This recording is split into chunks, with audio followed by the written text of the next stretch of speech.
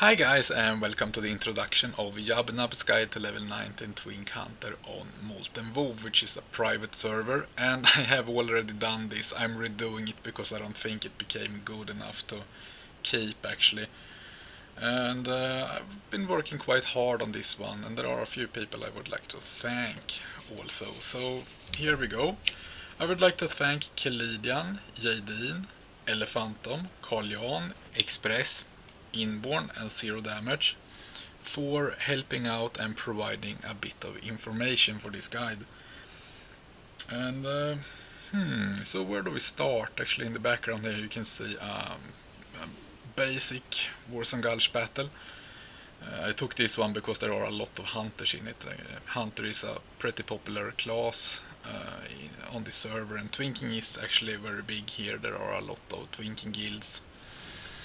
It's free to play as well, but you can donate, vote, and farm for basically anything that you can get on retail. And one example that makes it a lot easier here is that you can vote for Arena Grandmaster, which is a pain in the ass to get retail.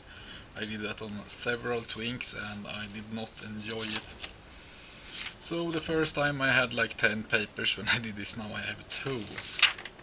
But let's start to talk a little bit about Hunter in general. Hunter is a fun class to play. It's pretty easy, but personally I have quite a few twinks and I don't feel that it's that much easier than anything else. It's just how you play it, and you can be a really bad hunter or you can be a really good hunter. I don't consider myself the best hunter on the server because I'm not, but I have been a level 19 hunter since about half of vanilla to the end of Cataclysm, and I believe that's roughly 8 years, so I do have experience and knowledge that I think can help out a lot of hunters on this server how to improve and become great, so I do hope that you will find this guide useful. As a hunter you only need 3 base stats, and those are agility, stamina and intellect. And 1 agility is 1 ranged attack power, 0.11% critical strike chance and 0.18% dodge and some armor. You do get some armor as well, I'm not sure how much there. I don't really keep track on that, but 1 stamina is 10 hit points and 1 intellect is 15 mana, and if you do take focused aim you will also get 1 ranged attack power. Hunters are great defenders, and they are also great at offense. Because of your tracking you can easily keep track on what's going on in the battlefield. You can see when druids and shamans try to get in from the sides or whatever to take the flag, or you can see when a lot of opponents are coming up the tunnel or ramp, and you can keep the battleground updated with what's going on. You can be a flag carrier, but I recommend that if you do pick up flag, when you get to a druid or shaman you hand the flag over, because they far outdo hunters in flag carrying. You're actually pretty easily killed if you are focused. And it's also a lot harder to get away as a hunter than it is as a, let's say, shaman, druid or even rogue. Your hardest opponents will be shaman by far. Shaman will be your hardest opponent any day there. Warrior, warlock and other hunters, and I am adding in paladins. I hope you are happy now. Paladins, I got a lot of complaints there that paladins own hunters, and so sure.